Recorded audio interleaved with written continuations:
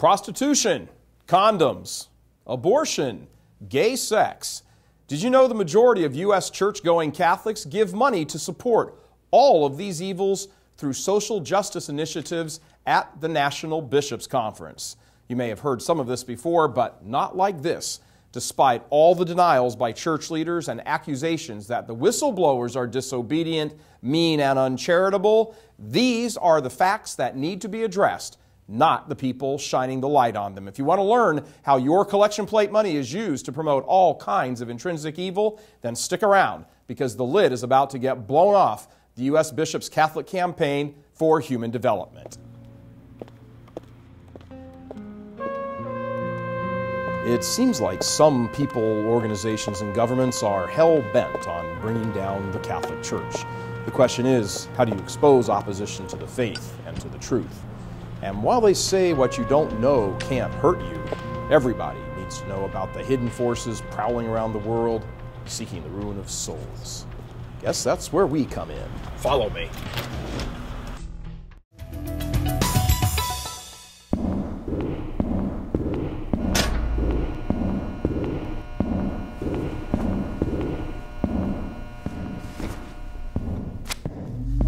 Hello and welcome to this latest edition of CIA, the Catholic Investigative Agency. I'm Michael Vorse. Do you believe it's important to give some of your hard-earned money to charities? If you do, why do you give? Is it to share with others the abundance God has given you? Is it to help your brothers and sisters in need? Is it to benefit those less fortunate than you? Or is it to kill babies and give condoms to African youth? Wait, that's not what you had in mind, is it? Oh, well, that's what the United States Conference of Catholic Bishops charity program, the Catholic Campaign for Human Development, also known as CCHD, does with some of the money that you've managed to scrape together to help people in need. Feeling a bit confused right now? Well, don't worry. We're going to learn how and why these evils are happening in this episode of CIA entitled Social Injustice: How the CCHD has perverted the Catholic Church's social teaching into anti-Catholic activism. Now, we're going to expose the evil of the CCHD, but we're also going to look at why the CCHD's way of responding to social problems is also fundamentally flawed. You see, the CCHD is part of a bigger problem that's sucking at the lifeblood of the Catholic Church. In recent decades, the Church's teaching, specifically her social teaching, has been sullied and perverted until it is now a hardly recognizable mass of, at best, warm and fluffy, happy-clappy platitudes, and at worst, a bunch of thinly veiled communist ideas. To give you a better idea of what we're going to see here, let's take a look at our thesis for this episode. Under the pretense of fighting poverty and injustice, the USCCB-run Catholic Campaign for Human Development has disfigured Catholic social teaching to make it nothing more than a tool to help promote sexual immorality and communism. Let's think about that for a minute. We know that there are many people who, for a variety of reasons, suffer from physical want, and the Catholic Church wants us to help those people. But you can't raise the needs of the body to be more important than the needs of the soul. What this means is we're all supposed to help poor people, but our aid has got to spring from the ultimate goal of helping the poor and everyone get to heaven, to spend eternity with Christ. The popes and the magisterium have reaffirmed this truth time and time again. Back in 1975, for example, Pope Paul VI had noticed the already growing trend toward a radically perverted understanding of the Church's social teaching. So, in his apostolic exhortation, Evangelium Nuntiandi, Pope Paul reminds Christians that we must not ignore the fact that many, even generous Christians, are frequently tempted to reduce their mission to the dimensions of a simply temporal project. They would reduce her aims to a man-centered goal, the salvation of which she is the messenger, would be reduced to material well-being. Her activity, forgetful of all spiritual and religious preoccupation, would become initiatives of the political or social order. But if this were so, the Church would lose her fundamental meaning. The Holy Father is reminding us if you truly love someone, then you want what's absolutely best for that person, which is for them to be with God forever in heaven. This does not mean that you have to force people to convert in order to receive your help, but the help that you offer must be given in the framework of God's divine order that He established. Unfortunately, building up Christ's kingdom is exactly what the CCHD has consistently failed to do. But before we get into the CCHD in more depth, let's go over the Church's true social teaching, the authentic version of it. We first need to understand how the Church wants us to work for the kingdom of God so that we'll have a better idea of why the CCHD's activities are explicitly anti-Catholic.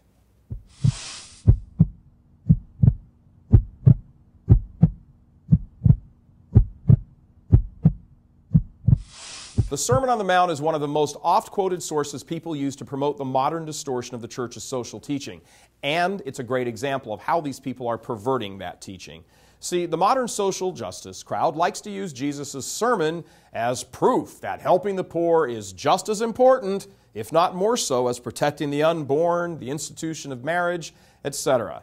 The social justice folks argue that because Jesus said, "Blessed are the poor," that our first duty is to help the poor become, well, unpoor. Stop the train right there. Here's the problem. Jesus never said, "Blessed are the poor," period. What He actually said was, "Blessed are the poor in spirit, for theirs is the kingdom of heaven." The Church's high esteem for a vowed life of poverty notwithstanding, our blessed Lord is most definitely not saying that because you're poor, you get to go to heaven. What He is saying is that the poor in spirit, the people who are meek and humble, who have an absolute and childlike trust in God their Father, they will get to heaven. Jesus is talking about a spiritual attitude, not a material lack. Now, one excellent source for the real understanding of authentic Catholic social teaching is a book called Citizens of the Heavenly City, a catechism of social teaching by Dr. Arthur Hippler.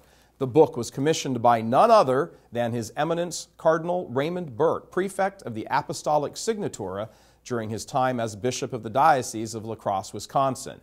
He commissioned it precisely because he was so concerned about the runaway false application and understanding of the Church's authentic social teaching. He even wrote the words for the foreword of the book. Originally intended as a high school textbook, it is short, clear, and perfectly orthodox. Dr. Hippler is an instructor at Providence Academy just outside of Minneapolis in Plymouth, Minnesota. He also contributes to the Orthodox Catholic periodical, The Wanderer. That we have lost almost entirely the idea that the social work of the Church should be evangelizing. Again, when you read those epistles, when you read the Acts of the Apostles, that was a part of the Christian life which was founded on prayer, which was founded on faith, which was built on a devotional life, on a sacramental life, and fundamentally an otherworldly mission in which what you were doing was bringing the gospel to the nations. And mission, to the extent that there's anything religious about it, it tends to be dialogue, but dialogue just conceived as exchanging opinions, religious opinions. So the effect then of having the social work of the Church lose that distinctive dimension, I would say, of the apostolic work, of its apostolicity, is that it's entirely remedying people's physical needs and material needs and leaving behind that they have a soul. John Paul II put it so nicely, people are not just hungry for bread, they are hungry for God. And that's what gets left out. So what Dr. Hippler is saying here is that the primary goal of the Church is to tend to people's spiritual needs with an eye to their salvation. Catholics must also assist people with physical and material help, but this help cannot be divorced from the ultimate spiritual focus. It's not just community organizing. This goes back to what we'd originally said. If people forget the true meaning and goal of their existence, then whatever physical acts of charity they perform are pretty much worthless. Unfortunately, a lot of people do focus on the purely material aspects of social justice, and there are several reasons for this. One is that some people don't understand the distinction between physical and spiritual needs, but there are others who have a very different impetus for social outreach. One of the things that I saw in my work in Justice and Peace was people who had compromised the church's teaching in some area with regard to sexuality. It could be contraception, it could be abortion, divorce, these things that are now so countercultural in the world in which we live.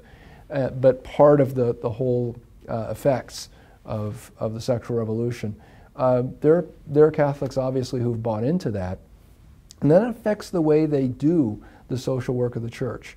Because at that point, what happens is that the social work of the church becomes something that you do to compensate another area where you feel defective or where you perhaps have bad conscience. Dr. Hippler's comments here are very important to understand. He has a very unique insight because for 6 years he was the director of the Office of Justice and Peace in the Diocese of La Crosse under then Bishop Burke.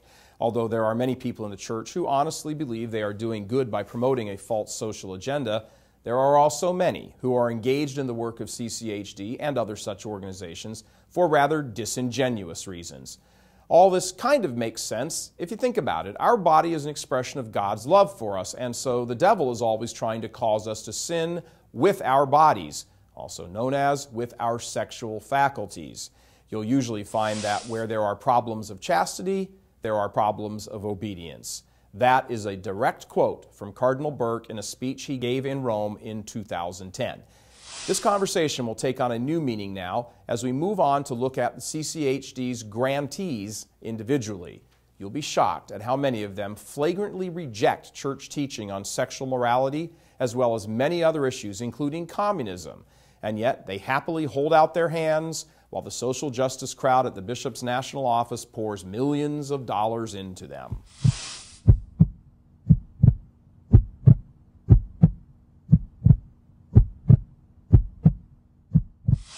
Now that we've talked about what the church means by the term social teaching, we can look at how the CCHD has perverted that teaching into sexual liberation propaganda and a promotion of a Marxist ideology. First, a little background. The Catholic Campaign for Human Development is overseen by the Department of Justice, Peace, and Human Development within the United States Conference of Catholic Bishops. It's one of over 40 departments within this huge Byzantine bureaucracy. The CCHD was started in 1969 with a great deal of behind-the-scenes influence of notorious socialist Saul Alinsky. When you go to the CCHD page on the USCCB website, you are told that the mission is to, quote, address the root causes of poverty in America through promotion and support of community-controlled self-help organizations through transformative education. So what does that even mean? It just sounds like a lot of vague liberal speak, right? What has happened in many cases is that work is done with groups who either directly or indirectly promote sexual immorality, murder, and communism. We know for a fact that in the year 2010-2011, at least 14 CCHD grantees, groups getting money from the CCHD, actively and directly promoted things like contraception, gay rights, and socialist goals. Remember now, actively and directly. That's important, directly. Then there are at least another 41 grantees that belong to coalitions, groupings of other so-called social justice outfits that collectively engage in these evil activities, which are categorically opposed to Christ and His Church. These numbers come from the 213-page report from the American Life League released in October of 2011. It's available at the link right over here, and it details the CCHD's grants for the 2010-2011 year. During the summer of 2011, a copy of the report was sent privately to every single bishop in America. When news of this scandal became widespread in 2009, the CCHD set out to supposedly clean up their own house. They failed miserably. Shockingly, the situation is even worse than before the internal house cleaning began, but more on that a little later. What's important to note is, as we said, every bishop in America now has the cold, hard facts in their hands. The American Life League, or ALL, has spent an enormous amount of time and effort in researching and documenting the many serious failings of the CCHD. Such intense research efforts are necessary because the CCHD is masterful at layering its financial transactions. As we said, not all of those 55 groups we just talked about explicitly promote evil themselves. 14 do. but much hay is made with these other groups that indirectly do their damage. A setup like this makes it very hard to trace where the CCHD money actually goes because there are miles and miles of virtual money trails. All's report is the latest in a long saga of efforts to get the church leaders in the United States to recognize the inherent problems with the CCHD and convince the organization to defund these sinful groups. Thanks in large part to American Life League's previous attempts to raise awareness of the CCHD, the Bishops' Conference enacted new guidelines for awarding funds to groups. However, as we will presently make clear, the CCHD has only defunded, get this, one group, even though there are at least 55 more grantees that must be defunded. Let's take a quick look now at the new CCHD guidelines for funding groups. Within the USCCB's website, on the CCHD's page, it says, to qualify for CCHD funds, applicant organizations must not promote in any way activities that work against Catholic values. CCHD grants to local anti-poverty efforts are screened, awarded, and monitored in close partnership with local Catholic dioceses. CCHD grants to groups in a local community require the explicit approval of the bishop of that diocese. Well, that's a rather clear statement, don't you think? And it's exactly what's needed to make sure no bad groups are funded. But, and this is a huge but, the CCHD has nearly universally refused to follow its own reform mandate, as we will see now. First, some of the leaders and their advisors, John Carr and John Sweeney. Mr. Carr is the executive director of the USCCB's Department of Justice, Peace, and Human Development, that office, that department which oversees the office of the CCHD and its annual multi-million-dollar collection taken up in parishes nationwide, generally the Sunday before Thanksgiving. You may remember Mr. Carr as the center of a controversy back in 2010. Then it had come to light that between 1999 and February of 2005, he was on the board of directors of the Center for Community Change, a militantly anti-Catholic organization, as well as secretary for the Department of Social Development for the USCCB during some of the same years. During a speech to the Eisenhower Foundation after the 2004 U.S. presidential election, Carr freely recounted an episode when he sat in on the board of the CCC and was involved in a campaign strategy discussion of how to attract the homosexual vote to the John Kerry campaign. This flies in the face of later denials by Carr that when he was on the board of the CCC, that the group was not involved in trying to advance the homosexual agenda. Again, while Carr was on the board, a woman by the name of Sally Cohn was hired by the CCC as senior campaign strategist, specifically, get this, to lay out tactics for securing the gay vote. Cohn came to the CCC with an impressive resume of doing this for other organizations like the National Gay and Lesbian Task Force and the Ford Foundation, a huge supporter of abortion and the homosexual agenda. Carr sat on the board during these campaign strategy sessions and, by his own admission, gave input into them. He sat on the board while hiring decisions were made specifically based on the CCC's decision to align itself with the pro-gay movement. Now, as the executive director of the USCCB's Department of Justice, Peace, and Human Development, he has deflected all criticisms of the CCHD's continuing support for groups that directly or indirectly are funded by the CCHD, which is under his control. Currently, Carr serves on the board of another group called Bread for the World, which actively pursues the United Nations Population Control Program disguised as a poverty reduction program. The UN program is called the Millennium Project and has a list of goals known as the Millennium Development Goals, which in part advance sterilization, abortion, and contraception in third world countries through backdoor channels like government assistance programs for third world political leaders. Bread for the World, of which again Carr is on the board, again actively supports the UN Millennium Project, which has drawn a lot of fire from worldwide pro-life organizations.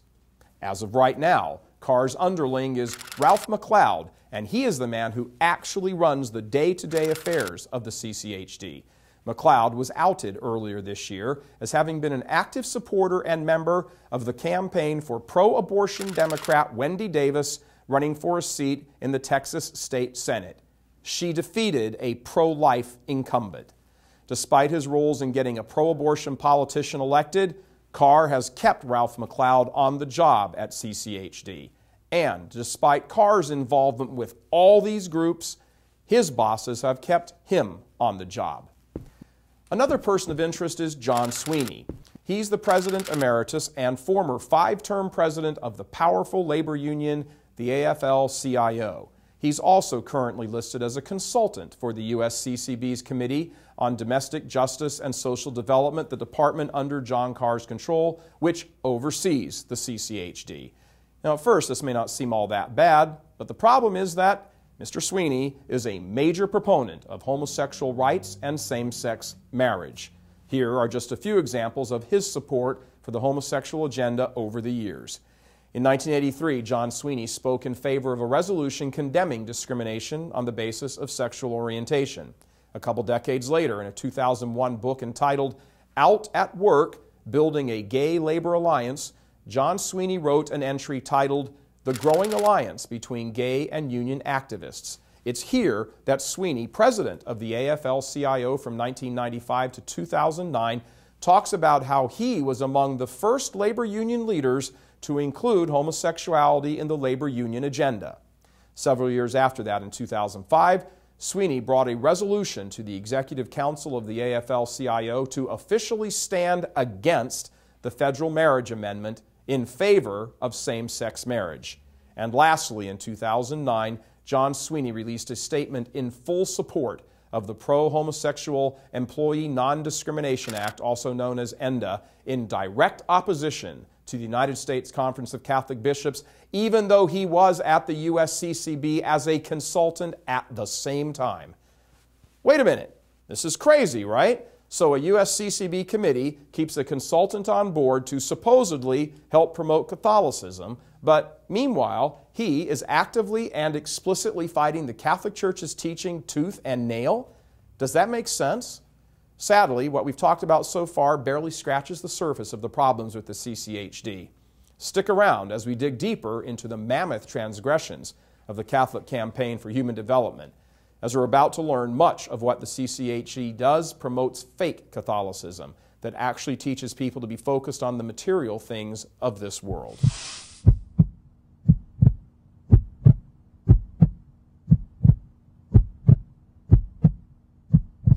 Now that we've seen what the Church's authentic social teaching is, let's take a look at the fake version that has largely overtaken it. Unfortunately, many Catholics today believe that social justice means a variety of issues: eliminating poverty, ending war, fighting climate change, combating racism, stopping abortion, etc.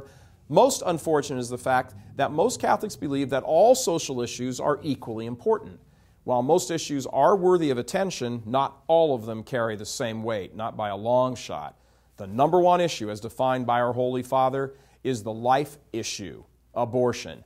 Nothing else trumps this.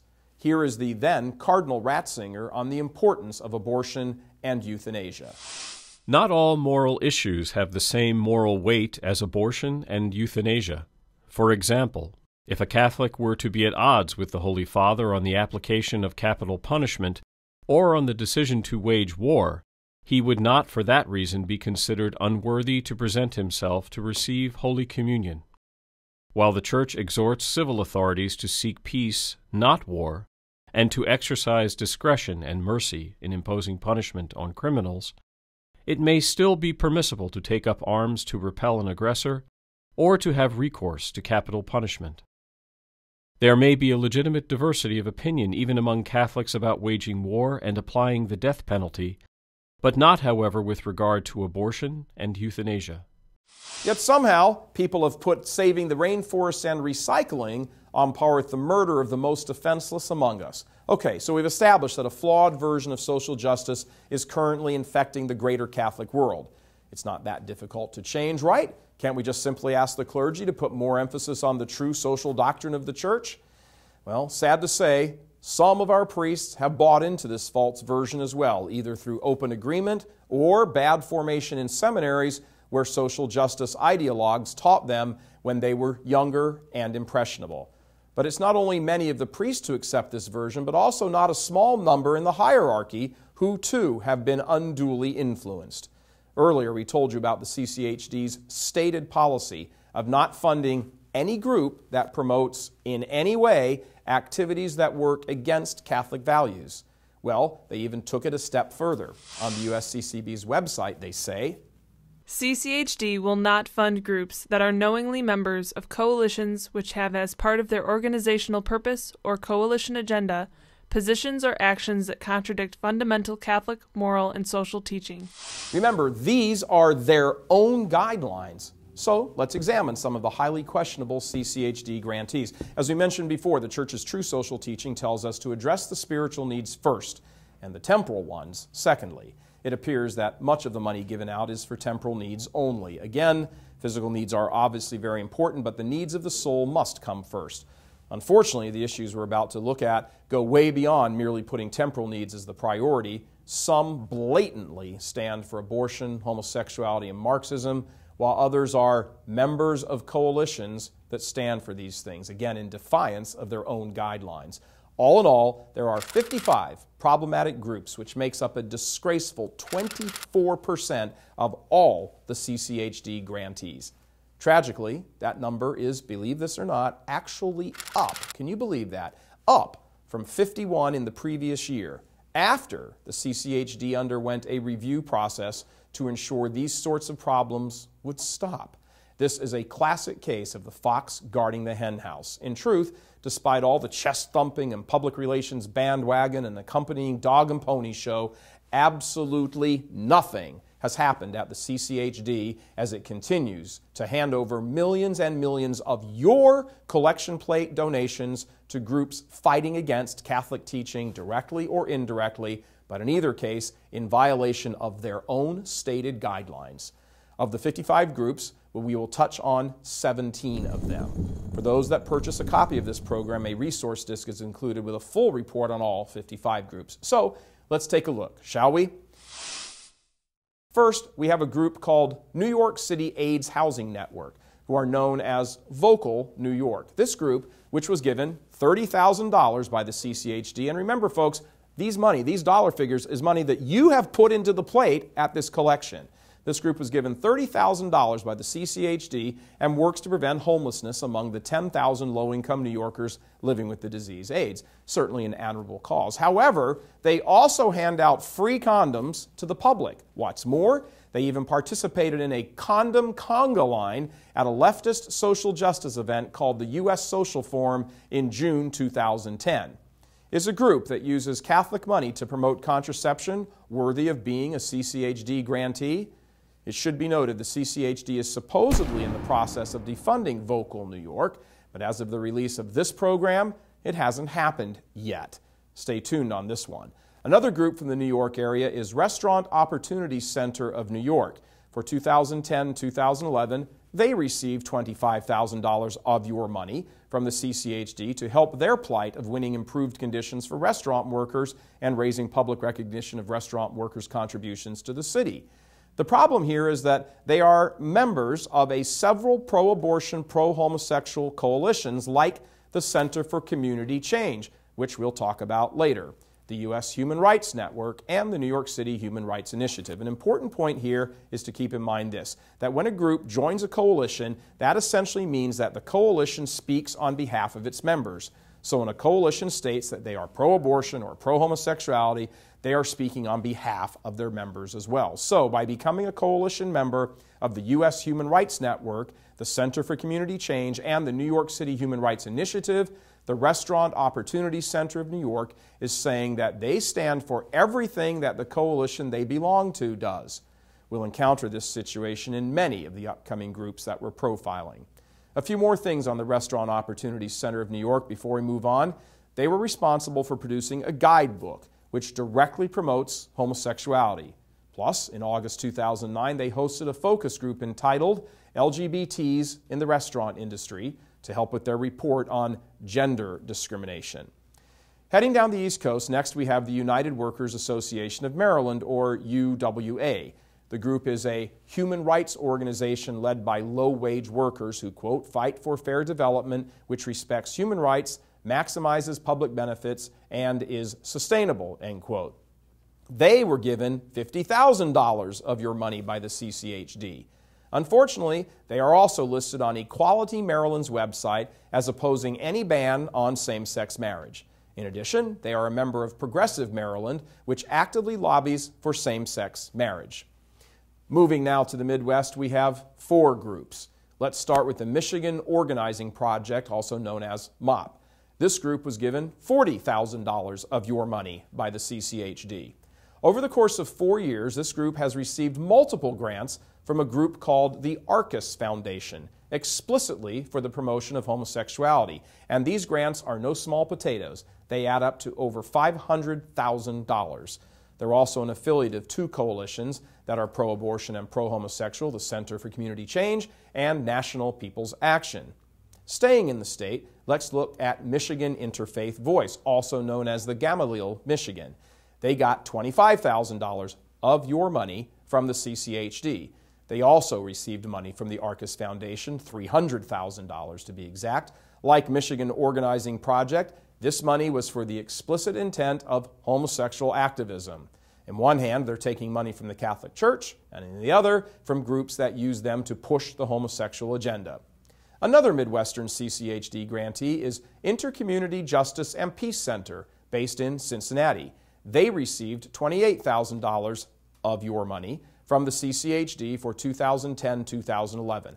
At one point, their website listed pro-abortion, pro-homosexual, and Marxist groups under, quote, friends and colleagues. Some of those groups included the International Socialist Organization, Parents and Friends of Lesbians and Gays, also known as PFLAG, Equality Cincinnati, and Cincinnati National Organization of Women. IJPC's website was recently redesigned and no longer lists these organizations, but this comes after IJPC was caught with these links last year. These links have never been addressed by the CCHD. Staying in the Midwest, our next grantee is from the state of Minnesota. The Harriet Tubman Center helps women, children, and families struggling with relationship violence, substance abuse, and mental health. Clearly good goals. The CCHD gave them $40,000 of your money, which is fine, except for the fact that they are intimately involved with the pro-homosexual, pro-abortion Michigan Summit. How involved? Well, the co-founder and executive director of the Harriet Tubman Center is on the advisory board of the Michigan Summit. One of HTC's employees, Molly Sweeney, served on a panel presentation at the Michigan Summit. The actual summit was sponsored by several pro-abortion, pro-homosexual organizations, including the Arcus Foundation, Michigan National Organization for Women, Planned Parenthood affiliates of Michigan, and Unity Michigan. Just before the Michigan Summit got underway, they held a kickoff event hosted by the LGBT rights group Equality Michigan at a place called the Spiral Dance Bar, which is, big surprise, a gay bar. Fast forward to the keynote speech at the summit given by Mary Kay Henry, the president of the SEIU. Listen to what she has to say. We have to unite. Immigrants being deported in Nebraska, that's our issue. Voting rights being threatened in Missouri or Benton Harbor, that's our issue. Pensions being cut in Michigan, that's our issue. Medicaid being slashed in New Jersey, that's our issue. The rights of LGBT people being denied in Minnesota, that's our issue. And that's the notion that is core of this summit. We cannot move Michigan forward until we all decide to stand for each other and with each other. This is not a situation of guilt by association, which past offenders of the CCHD have claimed, but guilt by participation. Harriet Tubman Center doesn't just have a loose affiliation with the Michigan Summit. They share people, resources, and agendas and participate in their annual event. Remember, the CCHD claims that no group is given money from the national office without the express consent of the local ordinary. Is that really true? The local bishop knows all about these things? Then one has to ask the question, is it possible that the bishops or their staffs, knowingly supporting this filth, do they really see and read everything? It's important that the lay faithful know where their money's going. I used to be a Catholic Campaign for Human Development local director in my diocesan position. I used to be on the board for Catholic Charities. I used to be the director for Catholic Relief Services. As a director, I'm responsible to the lay faithful for where the money's going. So if there are places where money is going where maybe a significant amount of the people who are contributing feel uncomfortable or have some moral questions, legitimate moral questions raised, that's something as a director I have to welcome and I have to respond to. Now we move to a group on the West Coast. They're called Coalition LA, or COLA. The CCHD gave them $40,000 of your money. They are a group that helps empower low-income residents of Los Angeles. However, in March 2011, they tried to empower a different group, producing a voter guide in favor of same-sex marriage. It's also a member of groups that support abortion and homosexuality, like Mobilize the Immigrant Vote, California Partnership, and they're also partners with the Center for Community Change, CCC. No big surprise there. We'll take a closer look at the last group in that list a bit later. From LA, we head over to Houston and the group Houston Interfaith Worker Justice. The CCHD gave this group $25,000. Never forget, it's your money. Houston Interfaith is a coalition member of the progressive group Houston United. Earlier this year, Houston United promoted the Texas Day of Outrage, which supported, among other things, the LGBT lifestyle. Houston Interfaith Worker Justice was present at the rally. Sylvia Garcia, a county commissioner, was a major speaker at the Texas Day of Outrage. Sylvia brought up many issues during her speech, but this one stood out. And that sonogram bill. You saw that? That gentleman attacked that man. I hope he doesn't attack me, because quite frankly, the sonogram bill was an attack on all women of Texas. Of course, she's referring to the bill that Texas Governor Rick Perry signed into law that required women to undergo an ultrasound, hear a detailed description of the baby, and then wait a full 24 hours before being able to receive an abortion. At the same rally, a different speaker had this to say about the sonogram bill. Because, you know, according to Dan Patrick, you broads are just too stupid to know what an abortion is. That's what Dan Patrick thinks about you. You want to have a religious fundamentalist explaining science to you? No, it's time to get outraged, brothers and sisters. So why is a group that's receiving Catholic money affiliated with this? In addition, Houston United also underwrote a training program for homosexual activism. They posted a pro-abort, pro-homosexual article on the 2011 Texas legislative session. Again, the question, does the Cardinal Archbishop of Houston know about all this stuff? According to the CCHD office at the bishop's national headquarters, he does, because remember, they claim that nothing happens and no money is given whatsoever without the local bishop's knowledge and approval. Then we have Dasis Rising Up and Moving, also known as DRUM. They received $35,000 from the CCHD. DRUM was founded in 2000 to build the power of South Asian low-wage immigrant workers, youth, and families in New York City to win economic and educational justice and civil and immigrant rights. Problem is, they support other rights too, like homosexual rights. They belong to the National Network for Immigrant and Refugee Rights, which stands up for homosexual rights.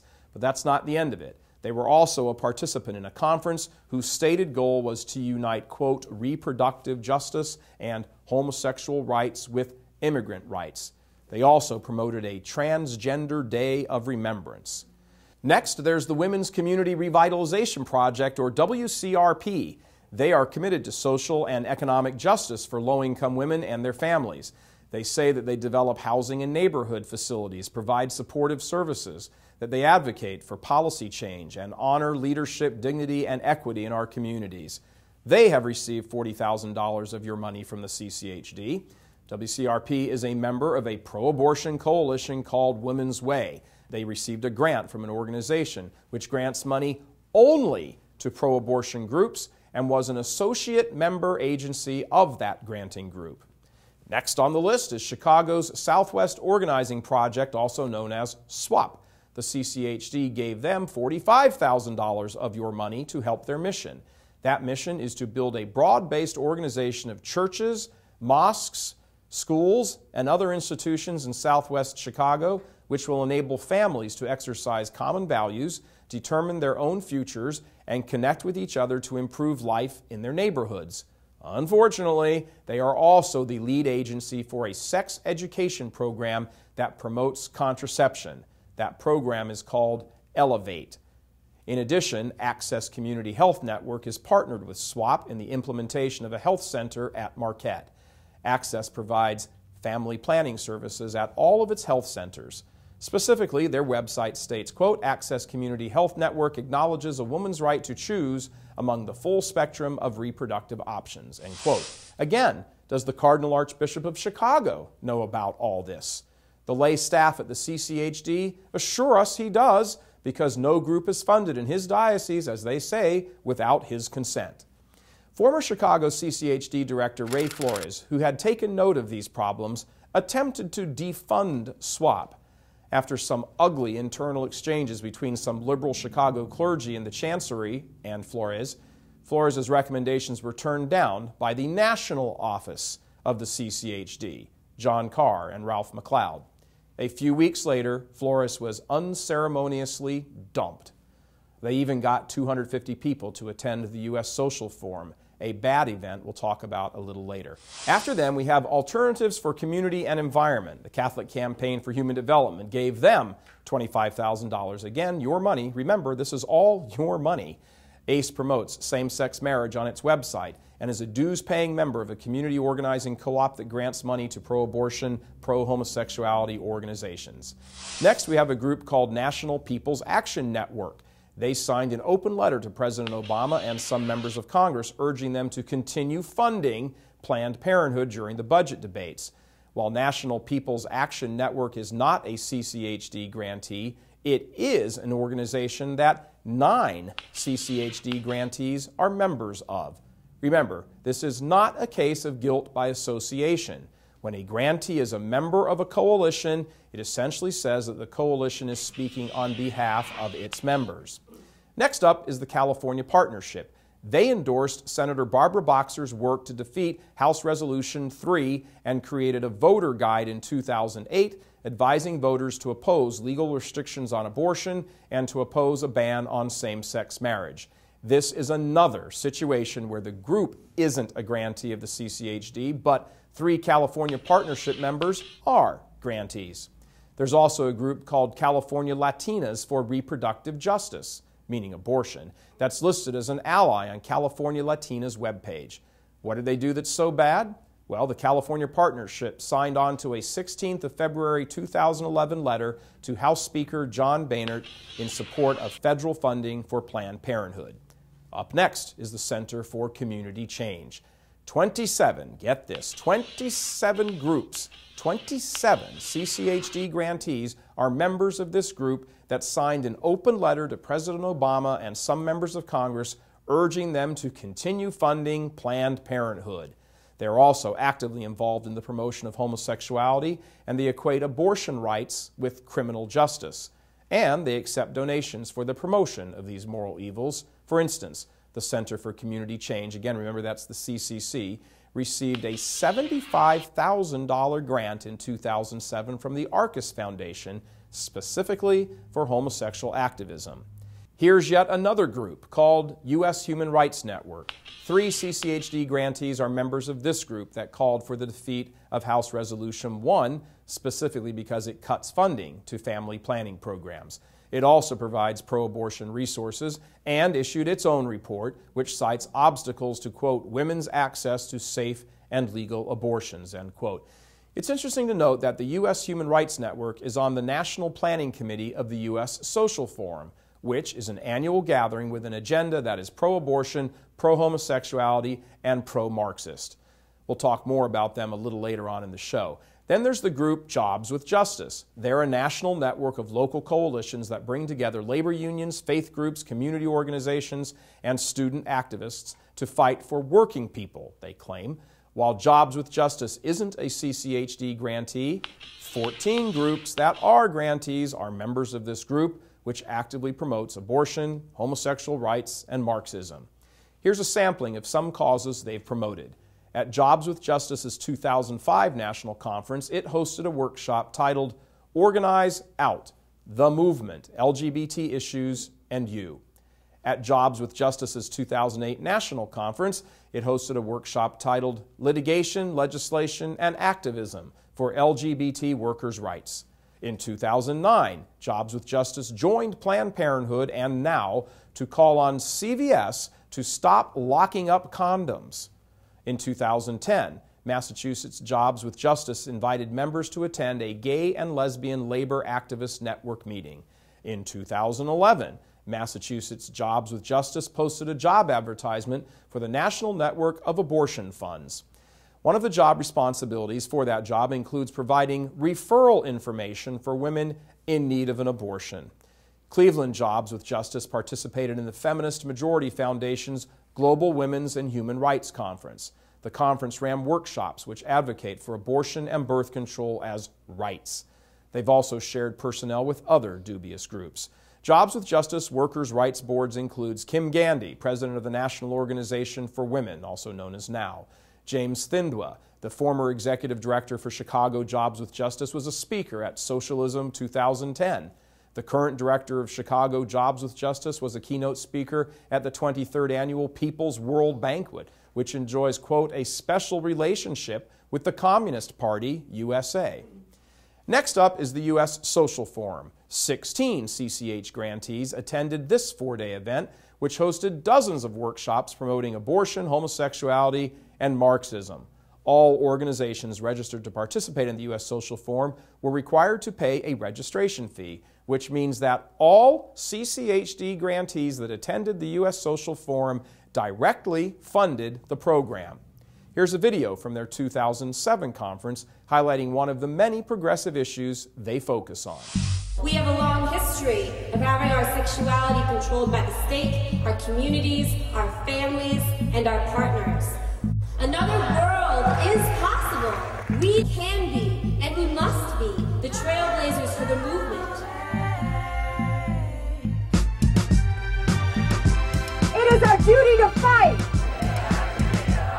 It is our duty to win. We must love each other and protect each other. We have nothing to lose but our chains.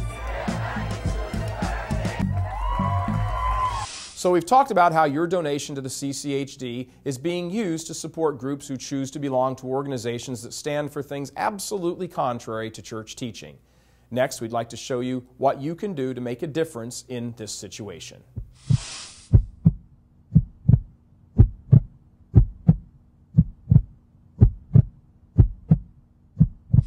Now that we've heard just where some of your CCHD money is going, it's time for a concrete, faithful Catholic response.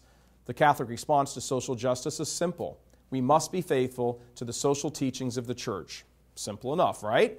Well, to be faithful to the social teachings of the Church means we must act. To act is at the root of our faith. Jesus judges us on our actions. The Gospel of Matthew explicitly states this. Then the king will say to those on his right, "Come, you who are blessed by my Father. Take your inheritance, the kingdom prepared for you since the creation of the world. For I was hungry, and you gave me something to eat. I was thirsty, and you gave me something to drink. I was a stranger, and you invited me in. I needed clothes, and you clothed me.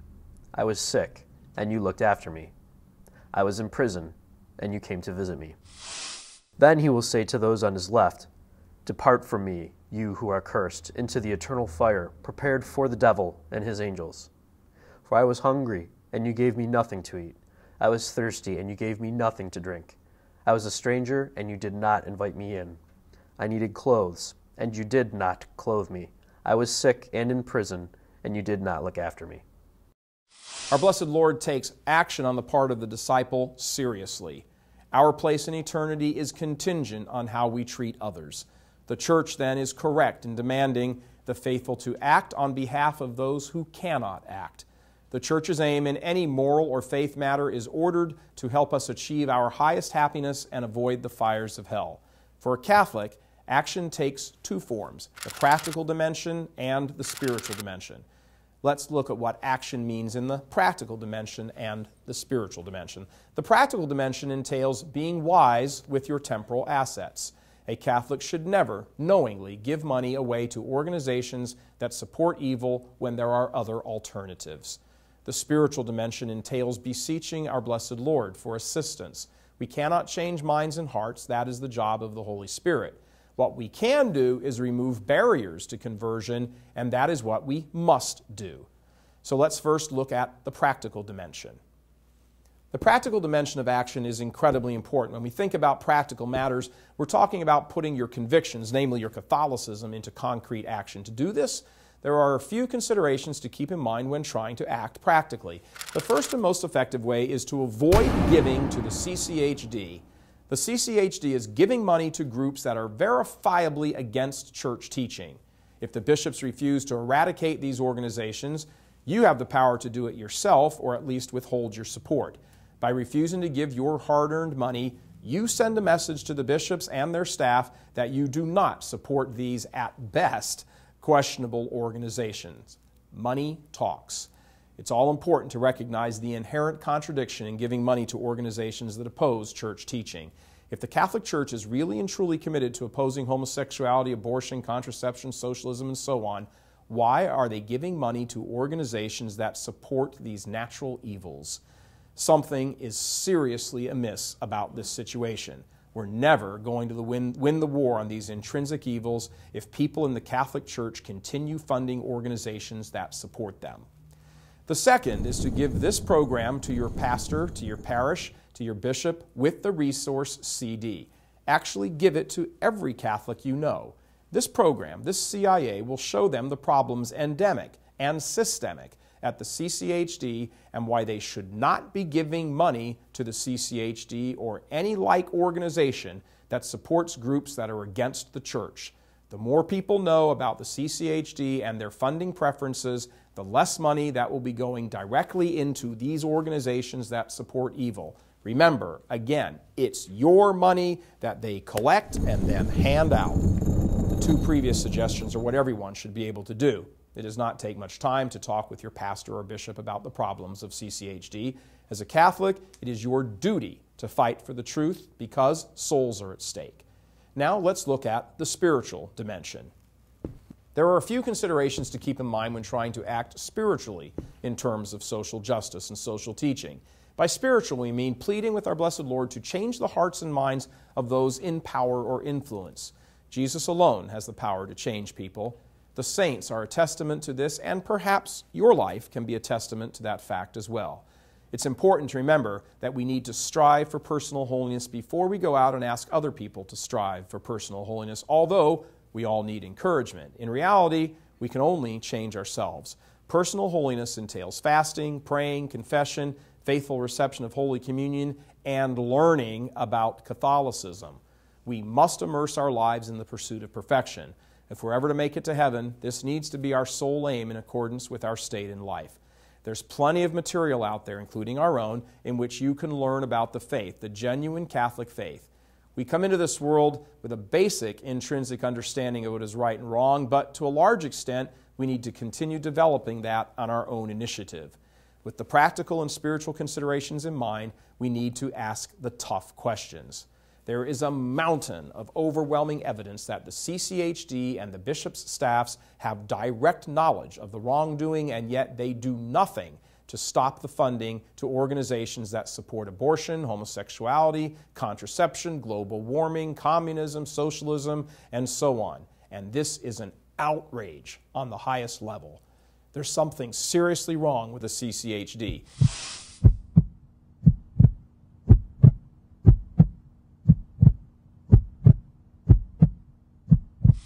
Every faithful Catholic has to ask himself or herself a series of important questions, questions upon which may hinge their eternal salvation. First, what are we to believe about where all this is going? In other words, is the CCHD trying to set up a rival magisterium? This is a serious charge, but it's a necessary question based on all the history. Second, are the bishops and priests participating in the denial of church teaching, or at least the deliberate blurring of it? In other words, are some of the CCHD staff or bishops or priests deliberately attempting to undermine and obscure church teaching? If so, why? This question, too, needs to be asked, again, based on this repetitive history over and over. Third, are we witnessing a material schism in which a rival magisterium is operating in the church, pushing its own agenda, paying lip service to Rome when caught, and then simply reverting back to its old ways once the spotlight has dimmed? It's unclear at this time what the real motive is, but it is clear that something is deeply wrong at the CCHD. This cannot be denied. And it does no good for church leaders to throw out uncharitable and spurious accusations about the people who bring these evils to light. Killing the messenger does not solve the problem of malfeasance and deceit that has guided this organization for decades now. Once these questions have been asked, it's important for faithful Catholics to respectfully demand answers that demonstrate belief in Catholic teaching, and they want those answers from the CCHD and their bishops. If they cannot, there should be no question as to the removal of personal funding from the CCHD. Might we suggest that you instead spend your money on getting a copy of Dr. Hippler's book, remember, endorsed by Cardinal Raymond Burke himself, Citizens of the Heavenly City, available on Amazon. Why not learn about the authentic social teachings of the Church and stop funding this facade that has so far funded dozens and dozens and dozens of groups working to overthrow the Church's teaching?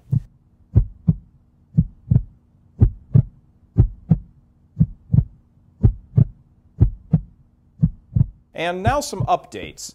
After the United States Conference of Catholic Bishops defunded one of the CCHD grantees known as Centro Campesino, the total number of the grantees in question is now 54, not 55, as we had originally said.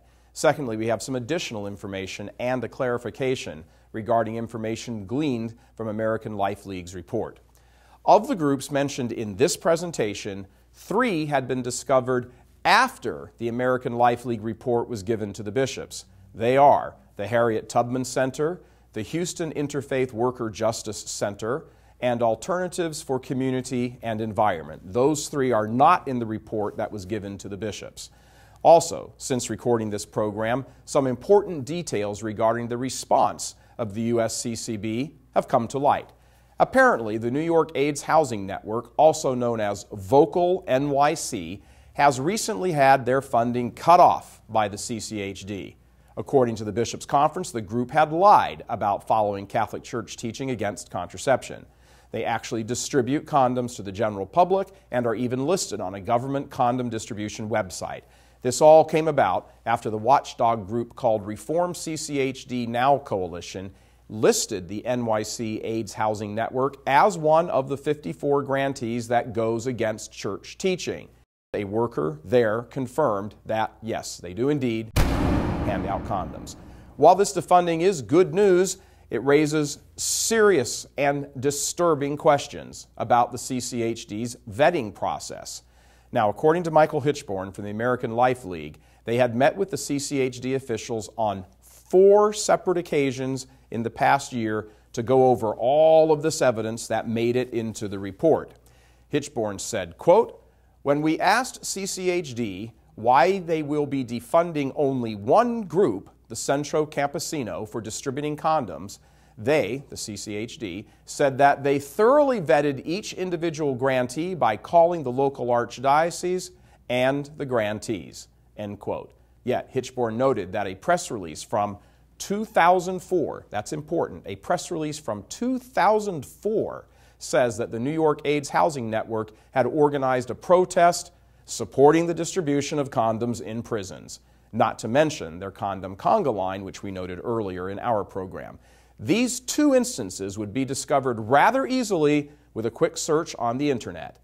Now, the CCHD responded to these points by saying that the group only received funding for 1 year, which was approved by the local bishop. They wrote, quote, "The information regarding the grantee and condoms was not known." Important here. They are saying that during this vetting process, this information was not known to the CCHD staff, during the grant approval process or while it was being funded. They continued, had this information been available during the grant period, the charges would have been reviewed and the grant likely canceled, end quote. Well, that all sounds very fine and good, but the problem is the information was available and easily accessed, which underscores the continuing, never-ending problem at the CCHD that despite the claims that they have renewed and revitalized themselves, they obviously don't follow their own new guidelines. Either that or the degree of incompetence and mismanagement beggars belief and should cause every Catholic who will be soon asked to donate money to seriously consider if they can, in good conscience, continue to assist the culture of death, all in the name of social justice. So, now you know.